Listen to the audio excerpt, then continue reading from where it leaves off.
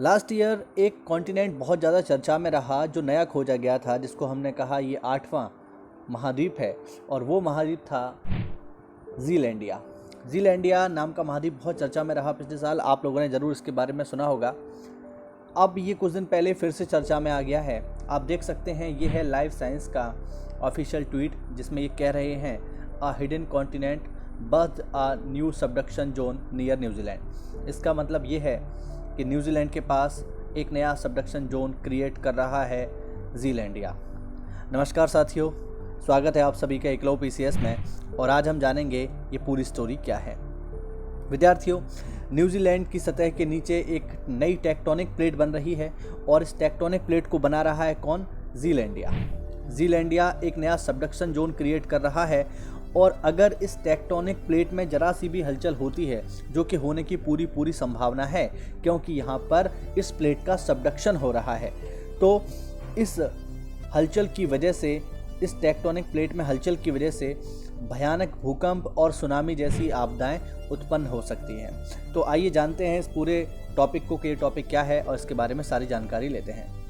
Basically सबसे पहले हम मैप पे इसकी लोकेशन देख लेते हैं कि इसकी लोकेशन किधर है। तो स्पष्ट रूप से आप देख पाएंगे ये जो गोला यहाँ पर बनाया गया है ये है पूरा का पूरा ज़ीलैंडिया। अब थोड़ा सा और अगर हम इसको जूम कर लें यहाँ पे, तो आप ये देख पाओगे ये जो इलाका है ना, छोटा सा ये जो इलाका है ये है न्यूजीलैंड, ठीक है। और ये आपको दिख रहा है ये है ऑस्ट्रेलिया। और ये जो न्यूजीलैंड के चारों ओर ये बड़ा सा जो आउटलाइन किया गया है ये है पानी के अंदर धंसा हुआ ज़ीलैंडिया, ठीक है। यानी ये जो आपको छोटा सा दिख रहा है ये है न्यूजीलैंड और न्यूजीलैंड के आसपास जो बड़ी संरचना है ये है ज़ीलैंडिया। तो ये तो हो गई इसकी मैप पे लोकेशन की, ये मैप पर कहाँ है। अब हम देखते हैं कि यहाँ पर जो शब्द इस्तेमाल किया गया है कि सबडक्शन हो रहा है, तो आखिरकार सबडक्शन क्या होता है हम इसको समझ लेते हैं। इसको आप इसकी सहायता से बड़ी आसानी से समझ पाएंगे।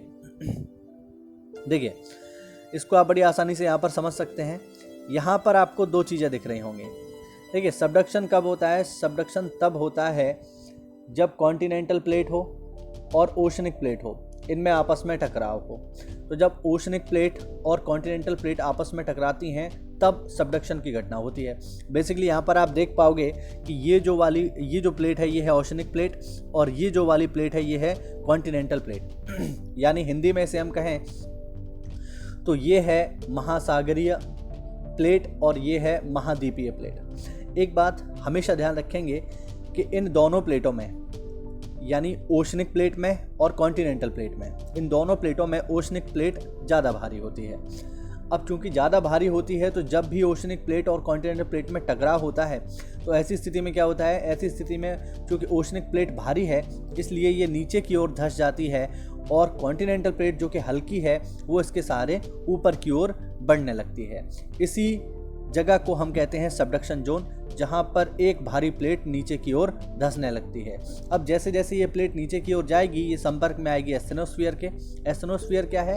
एस्थेनोस्फीयर धरती के नीचे वो जगह है जहां पर पिघले हुए पत्थर मैग्मा की अवस्था में पाए जाते हैं। बेसिकली धरती के नीचे का वह स्थान जहां पर मैग्मा मिलता है उसको हम एस्थेनोस्फीयर कहते हैं। जब ये प्लेट इस एस्थेनोस्फीयर के संपर्क में आएगी तो बहुत ज़्यादा टेम्परेचर की वजह से ये पिघलने लगेगी और पिघल के इसी एस्थेनोस्फीयर में मिल जाएगी। चूँकि ये सारी की सारी घटना इस सबडक्शन जोन के पास ही हो रही है, इसी वजह से जहाँ कहीं भी सबडक्शन जोन होता है वहाँ पर बड़ी मात्रा में आपको ज्वालामुखी देखने को मिलते हैं, जैसा कि आप इस डायग्राम में देख पाएंगे, ठीक है। अब चूंकि यहाँ पे सबडक्शन हो रहा है इसलिए ये देखिए ये एक ज्वालामुखी यहाँ पर बनाया गया है, ठीक है।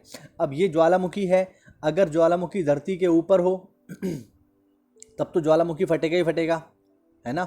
और उससे भी लोगों को समस्याएं खड़ी होती हैं, ज्वालामुखी के फटने से भी समस्याएं खड़ी होती हैं। लेकिन आप इमेजिन कीजिए अगर ज्वालामुखी धरती के ऊपर नहीं है, अगर ज्वालामुखी धरती के नीचे है या ज्वालामुखी जो है समुद्र में है, तो समुद्र में जब ज्वालामुखी फटेगा तो ऐसी स्थिति में क्या होगा?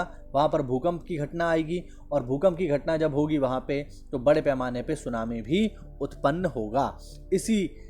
इसी समस्या को देखते हुए वैज्ञानिक ये अनुमान जता रहे हैं कि हो सकता है आने वाले टाइम में ज़ीलैंडिया महाद्वीप की वजह से, जहाँ पर जो सबडक्शन जोन बन रहा है, इसकी वजह से इस क्षेत्र में भूकंप और ज्वालामुखी या सुनामी जैसी घटनाएं देखने को मिल सकती हैं। यही पूरी चीज़ जो है इस बारे में समझाई गई है। ये इसका दूसरा डायग्राम है, यहाँ पे आप देख सकते हैं।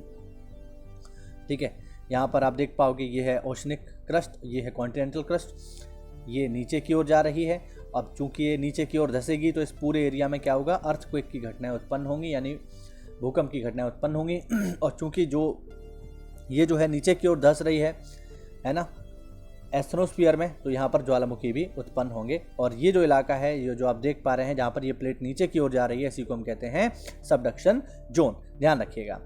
अब जैसा कि मैंने बताया कि सबडक्शन जोन क्या है, आपको समझ आ गया होगा। अब ये सबडक्शन जोन कहाँ है, बेसिकली ये कहाँ बन रहा है, तो ये बन रहा है तस्मान सागर के नीचे। यानी ये जो बड़ी सी दरार यहाँ पर मिली है, जो यहाँ पर ये इस सबडक्शन जोन की वजह से जो दरार उत्पन्न हुई है, तो ये जो दरार है ये कहाँ पर है, ये दरार बनी है आपकी तस्मान सागर के नीचे। अब इस दरार की वजह से जो ऑस्ट्रेलियन टेक्टोनिक प्लेट है वो खिसक कर पैसिफिक टेक्टोनिक प्लेट के नीचे चली गई है। यदि इन प्लेटों में थोड़ी सी भी हलचल होती है तो न्यूजीलैंड और आसपास के इलाकों में भयानक सुनामी जैसी घटनाएं हो सकती हैं, जैसे कि 2004 में देखी गई थी। तो बेसिकली ये पूरी की पूरी थ्योरी है। यहाँ पर ये बताया गया है कि इस सबडक्शन जोन की वजह से धरती में एक बहुत बड़ी दरार आ गई है, और इस दरार की वजह से क्या हो रहा है, इस दरार की वजह से हो ये रहा है कि जो ऑस्ट्रेलियन प्लेट है वो सबडक्ट हो रही है। कहाँ पे वो सबडक्ट हो रही है, पैसिफिक प्लेट में। ठीक है, और इसकी वजह से क्या हो रहा है यहाँ पर, इसकी वजह से यहाँ पे ज्वालामुखी या सुनामी जैसी घटनाएं आ सकती हैं, ऐसा वैज्ञानिक अनुमान जता रहे हैं। अच्छा, थोड़ी सी बात करें यहाँ पे हम जीलैंडिया की, क्योंकि इसी से सारी चीज़ें जुड़ी हुई हैं। तो जीलैंडिया जो है ये धरती का 8वां महाद्वीप है, जो ऑस्ट्रेलिया से दक्षिण पूर्व में न्यूजीलैंड के ऊपर है। हाल ही में इसका नक्शा बनाया गया था, जिससे ये पता चलता है कि ये जो पूरा का पूरा कॉन्टिनेंट है ये 50 लाख वर्ग किलोमीटर में फैला हुआ है। और इस पूरे के पूरे ये जो पूरा का पूरा क्षेत्रफल है ये भारत के क्षेत्रफल से करीब करीब 17 लाख वर्ग किलोमीटर ज़्यादा बड़ा है। इसका नाम जो है वो जीलैंडिया है, जैसा कि मैंने बताया।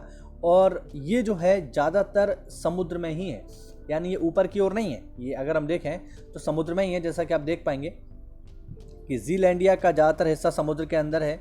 लेकिन लॉर्ड होवे आइलैंड के पास बॉल्स पिरामिड नाम की एक चट्टान है जो समुद्र से बाहर निकली है, और इसी से हमें पता चलता है कि समुद्र के नीचे पूरा का पूरा एक महाद्वीप है।